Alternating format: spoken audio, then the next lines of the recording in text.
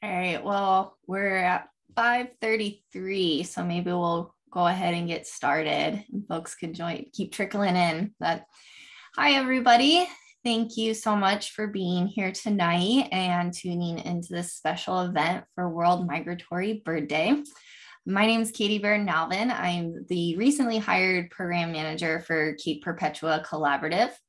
And we're really excited to be part of this event. That's actually a global event. So World Migratory Bird Day occurs on the second Saturday in May as migratory birds journey to nesting sites. And then also there's a second World Migratory Bird Day on the second Saturday in October. So this year will be October 8th as birds return down to their wintering areas. And this year's World Migratory Bird Day has a theme, and it is dim lights for birds at night. So artificial light is increasing globally by at least 2% a year, and it is known to adversely affect many bird species. Light pollution is a significant threat to migratory birds, causing disorientation when they fly at night, which can lead to collisions with buildings, disturbing their internal clocks, or interfering with their ability to undertake long distance migrations. There are solutions to this light pollution that are readily available. So for instance, more and more cities around the world are taking measures to dim building lights during migration phases in the spring and autumn. And best practices guidelines are also currently being developed under the Convention of Migratory Species to address this growing issue and ensure that action is taken globally to help birds migrate safely. Thanks, Katie. Hey, everyone. My name is Roy Anderson, and I am the program coordinator for the Friends of Otter Rock Marine Reserve. Otter Rock is one of 5 marine reserves in Oregon, which you can see outlined on this map here up and down our coast. And I want to take a moment before we dive into the rest of this presentation to talk about marine reserves in Oregon. So marine reserves are special places along our coast that are dedicated to ocean conservation and scientific research. They are managed by the Oregon Department of Fish and Wildlife. And so within a marine reserve, take of living organisms is prohibited. So that means no fishing, no removal of kelps or seaweeds, and no removal of mussels or other intertidal life. Ocean development is also prohibited in marine reserves. So that includes things like offshore wind or wave energy or any structures that are built off of our coast. And the cool thing about marine reserves is that they're living laboratories. So by setting aside these areas for conservation along our coastline, scientists can use them to understand how our ecosystems are changing over time. And now Katie's going to talk a little bit more about Cape Perpetua Marine Reserve. Yeah, thanks, Ray. Cape Perpetua is home to 2 marine protected areas, a seabird protection area, and the largest marine reserve in Oregon. So on the picture I have up here, the marine reserve is the red box. And then on the sides of it, you can see our north and southeast MPA, and then that seabird protection area. So the Cape Perpetua Collaborative, we host many events, volunteer programs, and if you'd like to get involved in any of these, please sign up for our newsletter, which you can do so on our website that we'll share in the chat, or send us an email, and you can do that through our website as well. And just for scale, our footprint actually really extends from Yachats all the way down to Florence. Go ahead and throw it back over to Roy. Yeah, so whereas Cape Perpetua is the largest marine reserve in Oregon, Otter Rock, just up the road north of Newport, is the smallest at 1.2 square miles. And also, unlike Cape Perpetua, Otter Rock only consists of a marine reserve. We do not have these adjacent marine protected areas like you saw in the previous slide at Cape Perpetua. But even in our small footprint, Otter Rock packs a variety of marine habitats from rocky intertidal, kelp beds, sandy bottom, offshore islands where migratory birds nest. And our group, Friends of Otter Rock, is a recently formed conservation organization dedicated to raising awareness of Otter Rock Marine Reserve and protecting the wildlife within it. And this summer, we're delivering our first ever volunteer interpretive program on the ground at Otter Rock. So volunteers will be interacting with visitors and promoting stewardship and protection of the Marine Reserve. And if you're interested in volunteering and getting involved with us, I highly encourage you to reach out via email at friendsofotterrock@gmail.com. And I'll post that email in the chat for you all as well. So hope to see you out there. And thanks again, everyone, for joining us tonight. All right, well, now is what you all came here for, to hear from our wonderful speaker, CJ McCarty. We are thrilled that CJ is here with us to celebrate migratory birds. CJ will kick off with the presentation here in just a moment. And if you do have any questions, please go ahead and put those questions into the chat and we will answer them at the end of CJ's presentation. So to introduce CJ, CJ has a bachelor's degree in zoology, and she has been in the animal care field for almost 30 years. She has worked in Tacoma, Washington, with beluga whales and walruses, and also with bustards. For the past 15 years, she has held the position of Curator of Birds at the Oregon Coast Aquarium, where she cares for puffins and other auclids, turkey vultures, and pelicans. Though picking a favorite bird is very hard for CJ to do, I did ask her if she has a favorite. She says that she definitely has a soft spot for those rhinoceros auklets, and she can even do a quite passable imitation of their call. So maybe somebody might want to ask her to do that at the end. So go ahead, CJ, I'll kick it off over to you. All right. Hello, everybody. I can't see everyone's faces, but let me see if I can get the share screen up. Share. Let's see, you tell me, can you see what can you see? Yeah, we can share we can see your screen, CJ. So we can see your web browser with Zoom. Okay, web browser with Zoom. So let's see if I can figure out how to get my presentation up here. Close that. Yeah. How's that? Perfect, thank you. Okay. All right, so being the curator of birds at the Oregon Coast Aquarium, I'm much more familiar with our seabirds than I am just, I guess I would say, more familiar with our seabirds than all migratory birds. But of course, here on the Oregon coast, we have hundreds of bird species that migrate through every year, and in the spring and fall.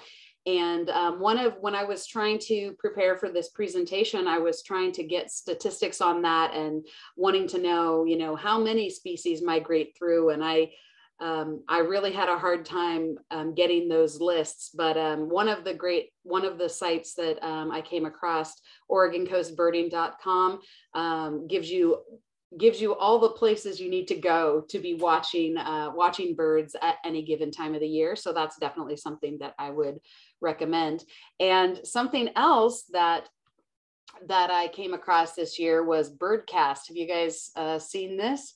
You can put in your zip code into this program, and they show you what type of how many birds are predicted to migrate over your area or through your area that particular night.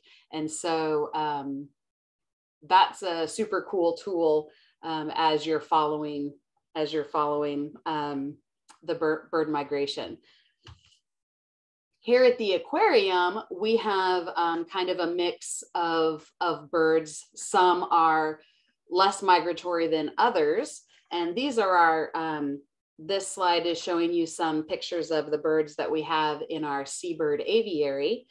And so when we talk about them, we've got a shorebird example that here the black oystercatcher can be found year round on our coast. So they do migrate depending upon the individual, they might migrate north or south, but they do stay along the coast and can be found year round along the Oregon coast. And in fact, I think, Roy, last summer we had an issue with the black oystercatchers nesting up at Otter Rock.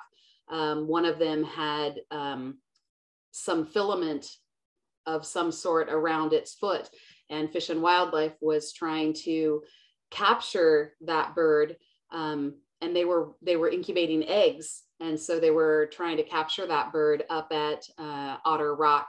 I'm not sure they were very wily. They did not fall for the tricks to get captured in the various traps, but you can see these guys at Otter Rock. You can see them and hear them at Yaquina Head, down at Seal Rock, or just a couple of places around Newport that you can see these guys. And a lot of times, because they are this dark color, they blend into the rocks and you don't often see them, but then hear them. So I am going to do some bird calls, but the oystercatcher isn't my best. But if you hear something like, start looking for that bright red bill, and then you might be able to spot them on the dark, rocky islands and intertidal zone. And this is actually a really great picture of the oystercatcher, because one of the things we kind of joke about at the aquarium is that they are called oystercatchers, but here along the Oregon coast, they eat a lot of mussels. So this is a perfect picture for them. Probably the most well-known of our seabirds during the summer here at the aquarium or along the Oregon coast are the common murres. And because they do nest out in the open on the tops of rocks in a colony setting, they're really impressive to be able to see them and hear them, smell what a bird colony smells like up at Yaquina Head Outstanding Natural Area. You can usually see them between March and August. And sometimes they're, thousands of them are in the water. Sometimes they are up on the rocks. So it just depends. Right now, I think they are more often on the rock, but they haven't started laying eggs yet, as far as I know. So interestingly, about these birds that I'm about to talk about, the common murres are one of the birds in the alcid family, and that's the one that includes puffins. And so when we're talking about migratory birds, back to that first slide, we've got birds that migrate from, the southern tip of South America all the way up to Alaska, these birds that are bipolar in their migrations. And then you have birds that are, they'll migrate a little distance. And then you've got these birds are a little bit more unique. And while there is some north-south migration, they tend to migrate more basically east to west in the fact that they're out to sea in the wintertime. So the seabirds of the alcid family, their big migration is that they're going out to sea for the winter. So that's pretty cool. You're not going to see these birds along our coast in the winter months. You have to wait until they come to shore for nesting. So each year they come, that's when we're going to look for them along the coast, is in their nesting habitats. And some of those marine reserves that they were, Roy and Katie were pointing out, are great spots to see those birds. And again, this picture here is on the rocks right in front of the Yaquina Head Lighthouse at the Yaquina Head Outstanding Natural Area. And so all those rocks around the lighthouse are and will be covered with common murres. And there's lots of other birds you can see up there nesting, again, during this time of year, including at least 2, if not 3 species of cormorants, several species of gulls, another of our alcids I'll show you a picture of in a minute. Plus there's eagles and peregrine falcons that are nesting, which actually affect the nesting success of the common murres. So back in the early 2000s, there might have been 70,000 murres nesting on those rocks in front of Yaquina Head. And in the past few years, it's been more like 30 or 40,000. And that's to do with the eagle success. The numbers of eagles coming back onto the Oregon coast are affecting how the murres are populating the various nesting habitats. So that's pretty interesting.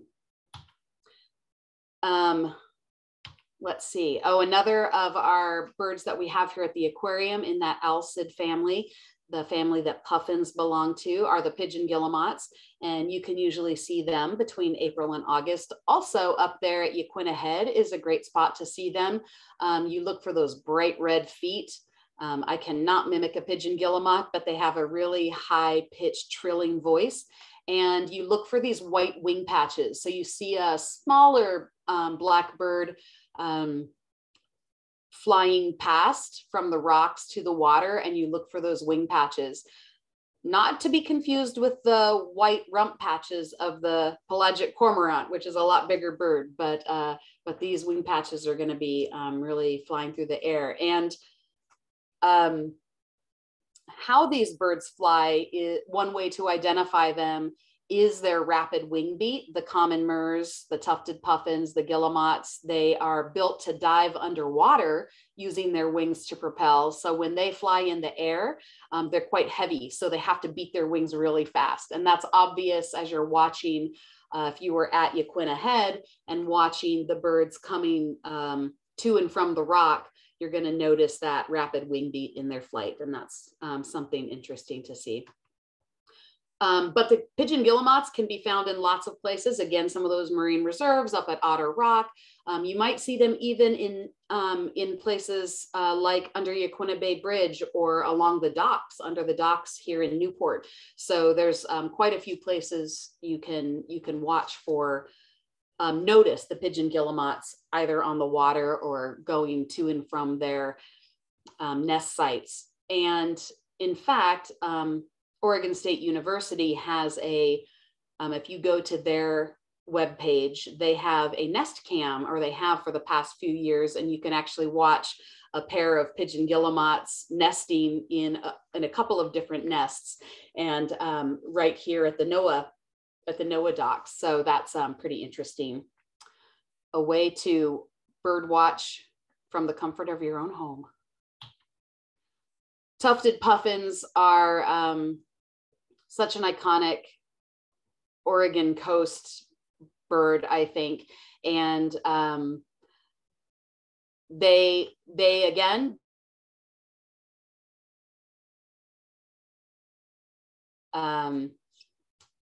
between April and August when they come to shore to nest.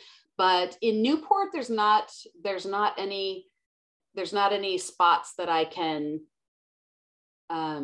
see for sure. But the best place that I would send you to see tufted puffins is up at Haystack Rock at Cannon Beach. And of all my years living in Newport, I had not seen the tufted puffins until last year up at Cannon Beach. And it was really a beautiful sight. And like I mentioned, with the common murres, the tufted puffins have those rapid wing beats. And so when you're standing below the Haystack Rock, the puffins actually can fly over your head, and you can really see that they just look like little footballs, but it's pretty cool. Seeing those birds circling the rock and flying out over your head is pretty amazing. So it was a wonderful experience last year. I recommend that to anyone. The tufted puffins, though, unlike the murres where they're nesting out on the top of the rock, puffins will nest in burrows that they dig. So for example, this picture in the upper right is probably a burrow entrance, and the puffins will use their wide bills to dig tunnels or burrows in the sod and lay their egg down at the end of that tunnel. So as a bird watcher, you're going to, usually they're on the ocean side of the rock, so you might not get a great view of them sitting outside of their burrow picture, but more when they're flying to and from the rocks.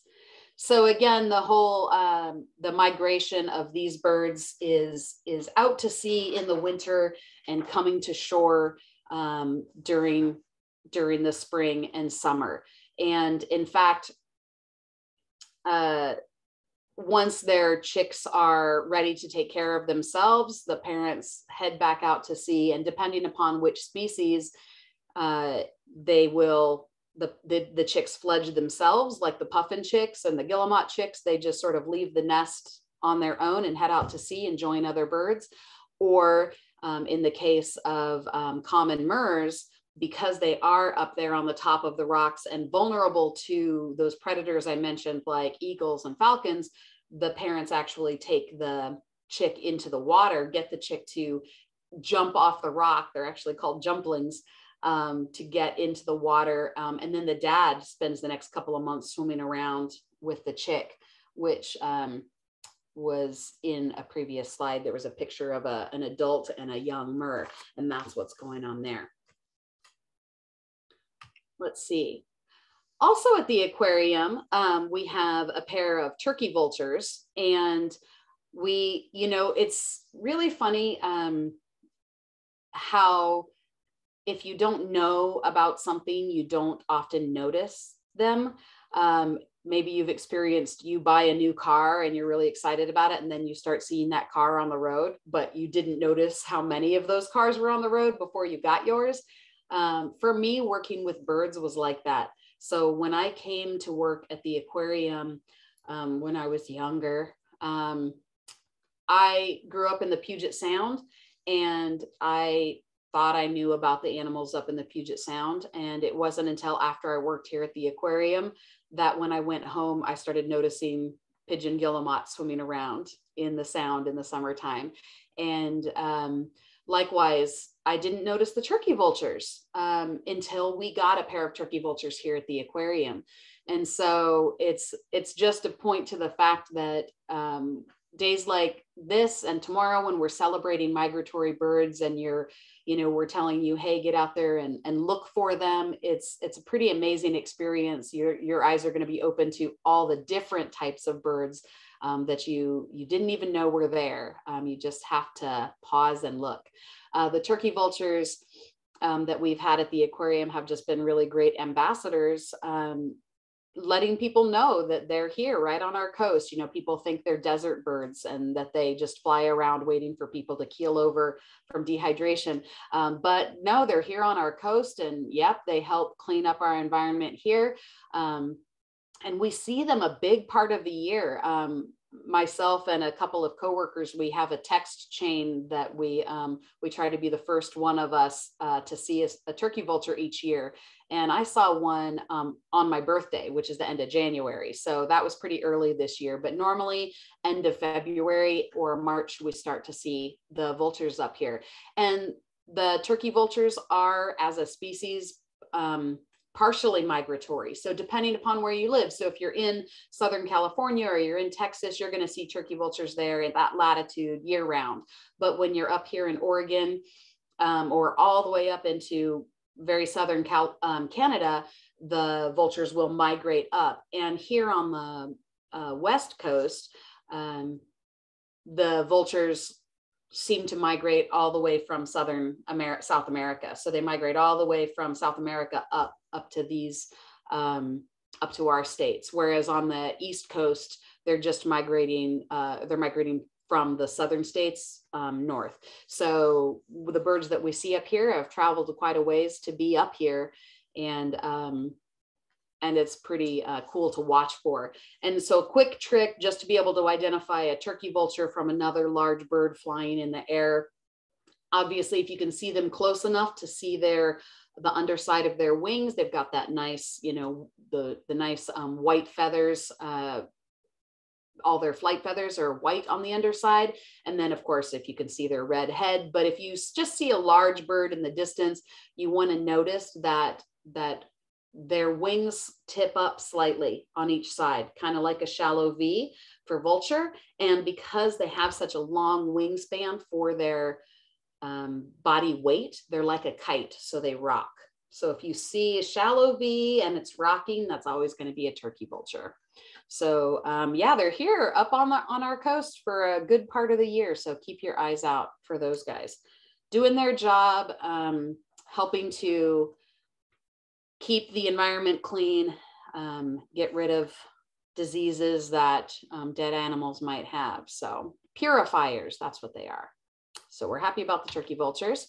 And another bird, of course, that I love looking forward to every year is the California brown pelican. We usually don't get to see them, but for a short time, but from July to September, you have a good chance of seeing the pelicans along our coast. And the brown pelicans are amazing because you can visualize them sort of flying in a line over the water. They are one of only 2 pelican species that plunge dive.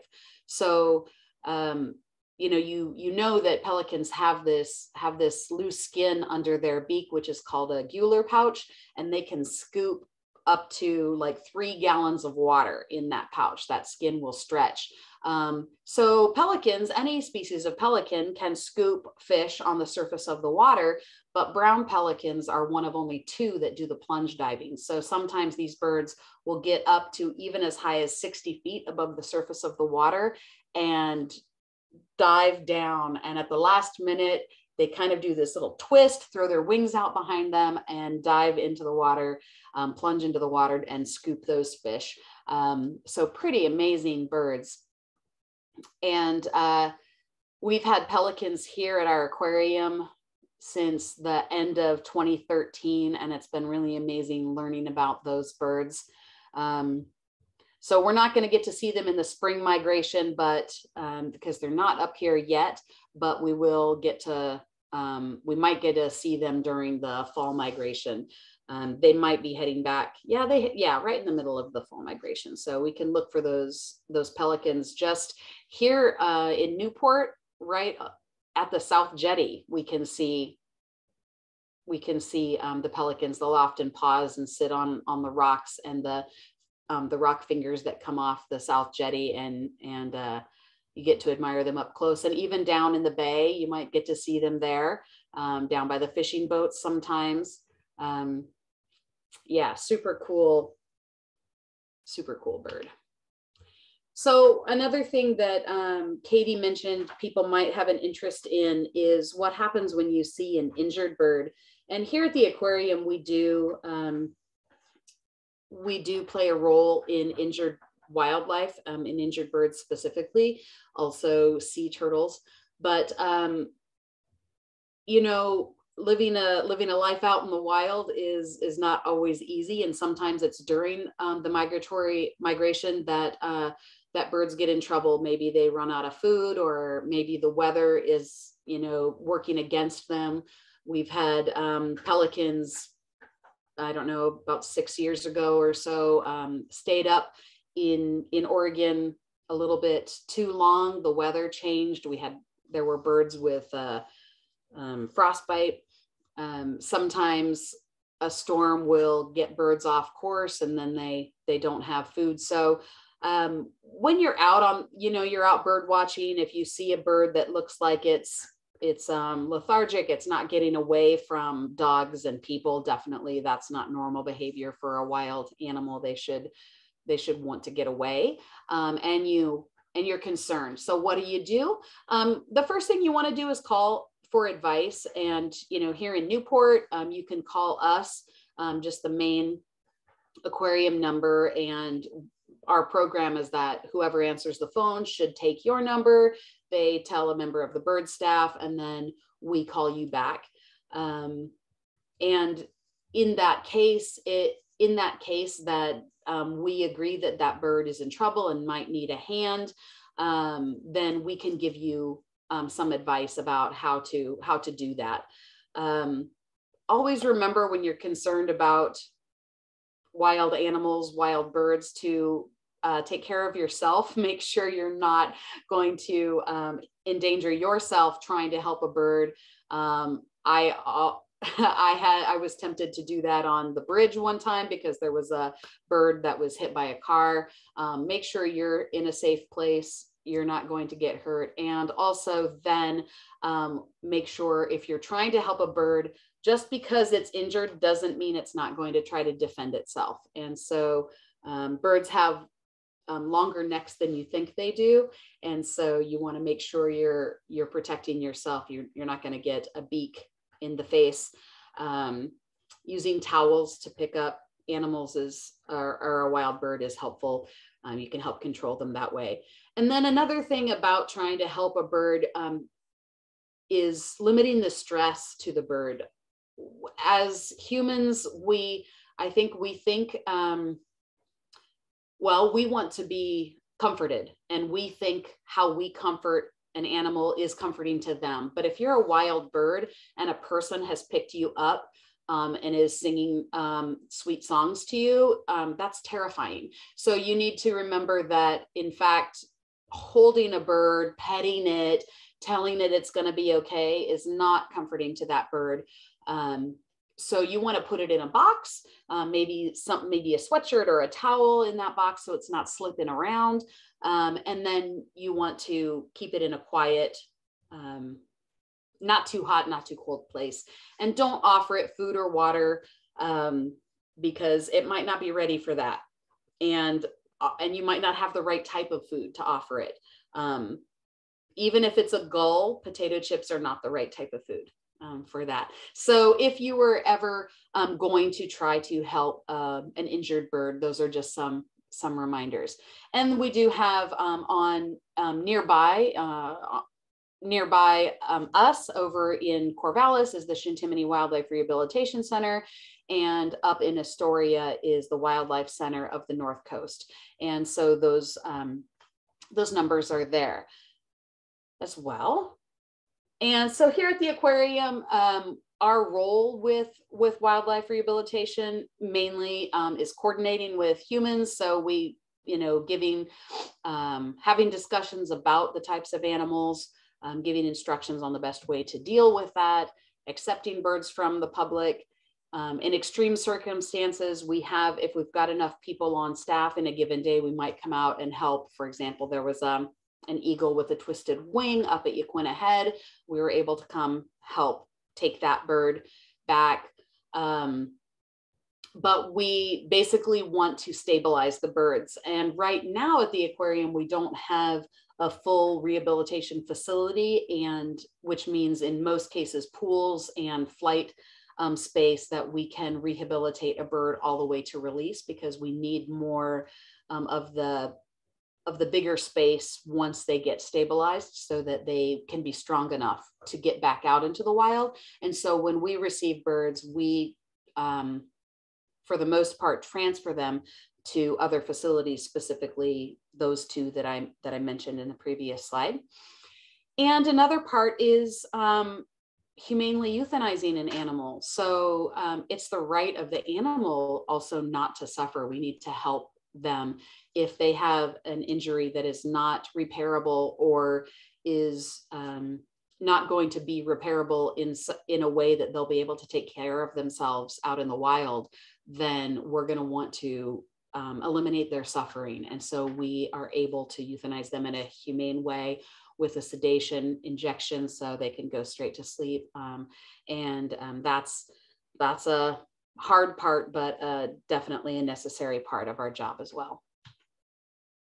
So just for example, here at the aquarium last year, it was actually, I think, our biggest year at least in the past 15 years since I've been here, of birds that came through. So we had almost 300 birds come through our door, and we were actually even closed a couple of times because the facilities we transferred birds to were full. And so we could only take in so many birds because we didn't have a place to send them to. So that was a really big year. And 230 of those birds were from July on. So the first part of the year is not the busiest part of the year. And comparing that, we had 164 and 176 in 2018 and 19. Of those birds that came through, actually that number isn't correct. I forgot to update it. We released 8 birds this year, but we transferred 136 of them, and the number died in care, 148. A good portion of those were euthanized, but some of them also didn't make it past 48 hours. And it's just part of it. When one of these birds shows up on the beach that it can't take care of itself, at that point, they're often really far gone. Birds don't like to show when they're sick. And so when they're at the point where you can pick them up, they're pretty bad off. So it's a little bit less than 50% there, stabilized long enough for us to transfer to another center. We did get 60 different species in, and of those last year, 126 of those birds, so not quite half of the birds that came in to our facility were common murres. So it was a big year for common murres last year. Things you can do to help is educate. So you can be an interpretive volunteer. Maybe you're going to interpret up at Friends of Otter Rock, or down at Cape Perpetua, or here up at Yaquina Head, Outstanding Natural Area. Or maybe you want to volunteer at the aquarium and help us with our daily collection bird routine, you know, getting the morning work done, so that we can free ourselves up to deal with rehab birds or what our collection birds need. Something that we call something that we use volunteer services for quite a bit is transporting birds. So when we do have birds in our care, we need to get them to those other facilities. And so we utilize a team of transport volunteers that are angels. They come in and will put boxes of birds in their car and drive them up to, you know, Tillamook or sometimes all the way up to Astoria for us. And so those types of volunteers are really big helps to us at the aquarium. So I think actually that's my last slide in my presentation. I was kind of talking fast and I covered a range of topics. So Katie, what do you think? We can have questions at the end. Yeah, thank you so much, CJ, for all of that. I certainly learned some new things. We do have quite a few questions in the chat for you. So Roy and I can go ahead and read them off and we'll give you the floor.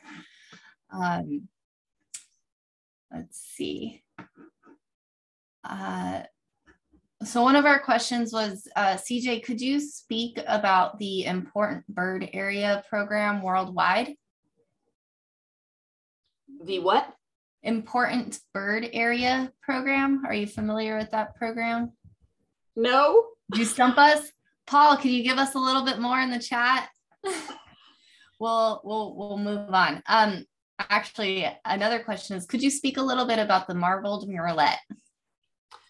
Oh, so the birds that I was talking about, mainly in the alcid family, so that family of birds include the puffins, and so there's a range of birds in that family, so they each have their own little niche, and the marbled murrelet is an amazing species in this family of birds. So I mentioned that these birds live out on the ocean all winter long. All of them do that. Some species might be seen 100 miles offshore. Some of them might spend their winters just a mile or two offshore. The marbled murrelet, actually, I don't know how far it's offshore, but what's amazing about it is when it comes to nesting season, for example, you've seen the picture of the common murres nesting on top of the rocks right in front of Yaquina Head. So they're right there at the ocean. For a common murre to raise its chick, it flies off the rock, it finds food and carries whole fish back to its chick. Okay, that's a pretty big job. But if you're a marbled murrelet, you don't nest on the rocks right there at the ocean. Instead, you nest in old growth forests. So you have to fly inland till you find a proper style age of tree that has the big branches that you can build your nest in. And then you and your partner, as a marbled murrelet, take turns, just like all the other auks or alcids, leaving that nest, flying all the way back out to the ocean, diving underwater to catch your fish and carry that fish back to your chicks. It's really impressive. And marbled murrelets, of course, are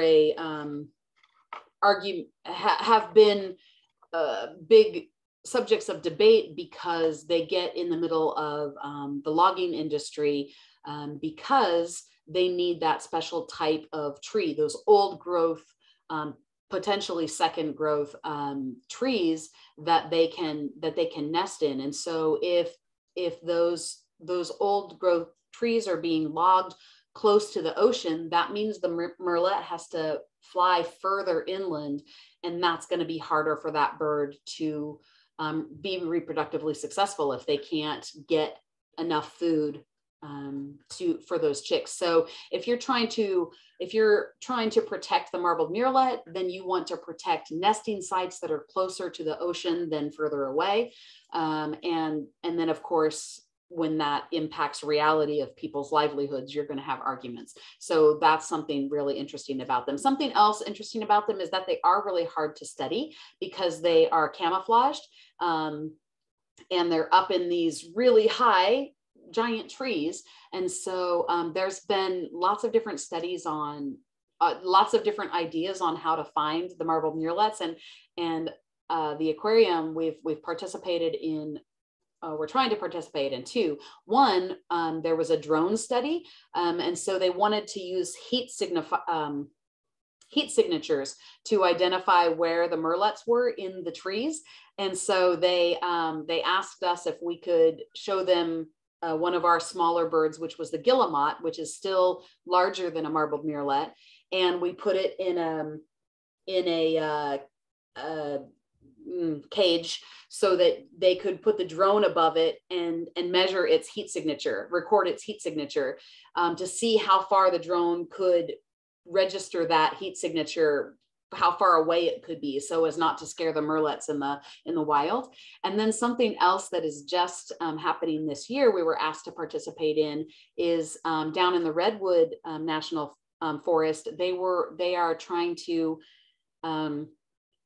provide alcid eggshells to scent dogs, so the dogs could find eggshells from nests, and that way they could observe what was happening. They could find those murrelet nests.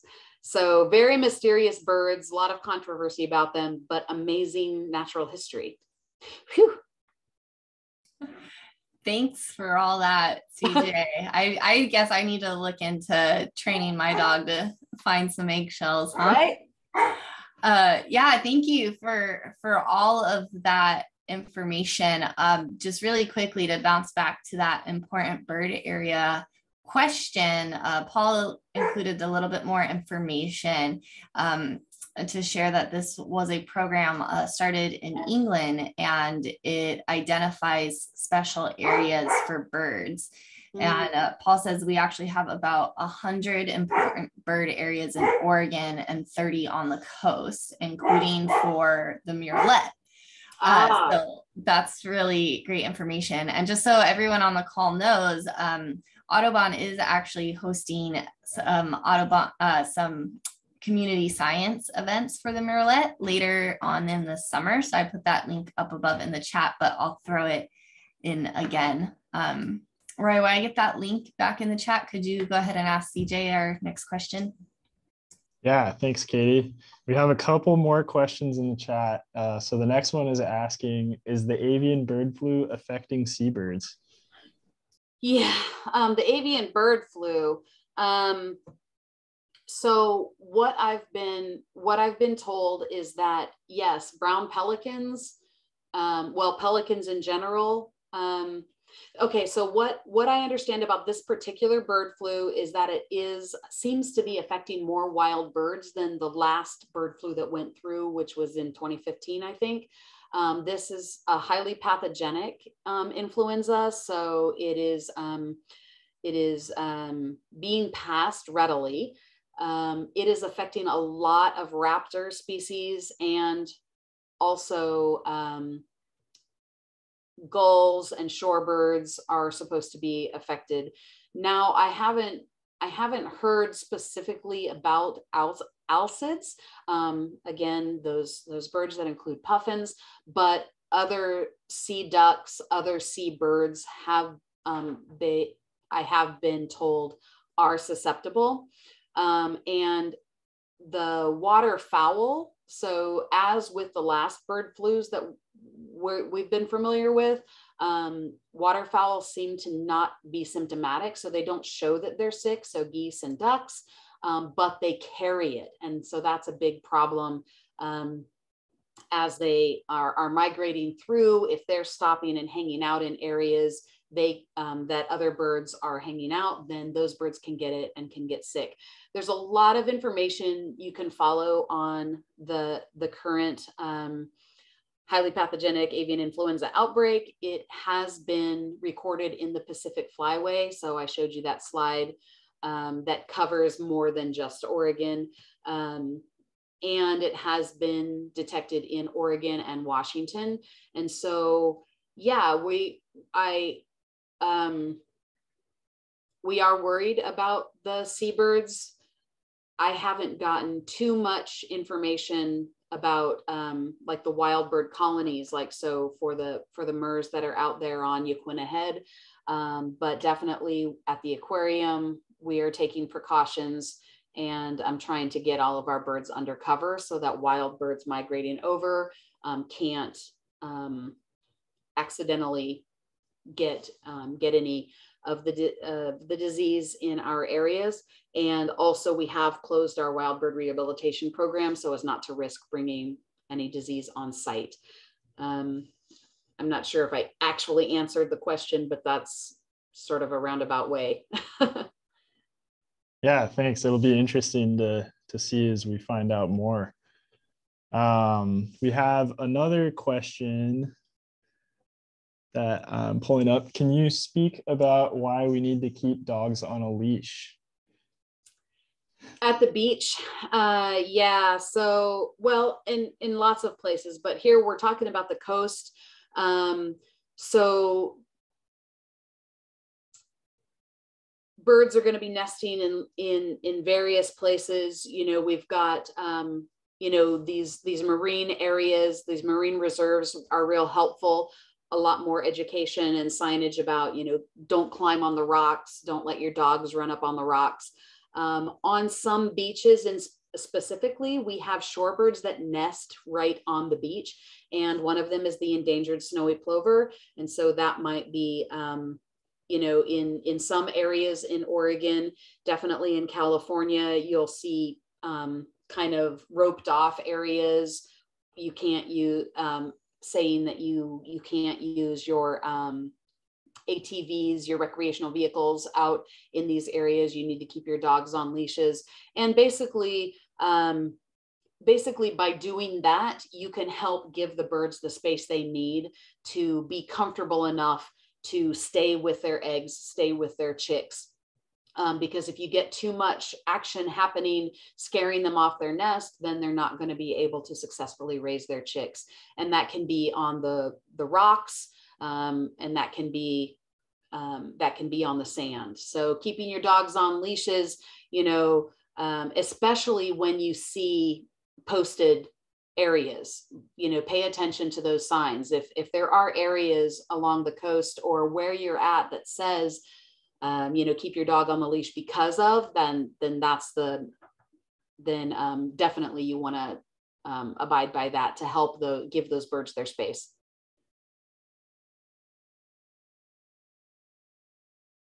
Great. And we had one more question in the chat, and I think you sort of addressed this earlier in your slides, but this person was wondering, is there a request to report dead birds to the Oregon Coast Aquarium, U.S. Fish and Wildlife, or Oregon Department of Fish and Wildlife because of possible avian flu? So going back to that real quick. Right. That's a great question. I don't think that there's a couple places you could report dead birds, and probably reporting them is fine, and then they can make that decision whether or not it's a bird they're concerned about. You can call the state vet, or you can call USDA. And I actually had a number written down, and it's not in front of me right now. But you can look up where to report birds to USDA or to the Oregon State Vet. Mainly what they're going to be concerned with is a couple of symptoms of wild birds that have this avian influenza would be neurological problems and respiratory problems. But just a bird on the beach you don't know. And just a dead bird on the beach, you don't know. But if you see a bunch of birds, then that might be, if it's a single bird here or there, it's probably not indicative of something. If it's a raptor, maybe that's a little more odd than a seabird, like a gull or another seabird. But if you see a bunch of birds, that would be a good clue to maybe go ahead and report it, and then let them decide if those are worth being tested. Awesome. Well, thank you for sharing your knowledge with us, CJ, and hopefully your presentation encouraged folks to get out and see some birds tomorrow in honor of Migratory Bird Day. Absolutely. Yeah, we thank you for your time tonight and sharing this with us. So yeah, now I wanted to talk a little bit about all the events that are going on tomorrow on Migratory Bird Day. First off, and this actually isn't up on the screen right here, but I will drop a link in the chat. Lincoln City Audubon is hosting a bird walk at Mike Miller Park in Newport tomorrow morning from 9 a.m. to 11 a.m. And you can go to the Facebook page for that event. I just put it in the chat. And then after that, you can find us at 11 a.m. at the Oregon Coast Aquarium or Cape Perpetua Visitor Center or Heceta Head Lighthouse, where we'll have volunteers on site with spotting scopes and ready to help answer questions about birds and use spotting scopes and yeah, just be a resource for you all.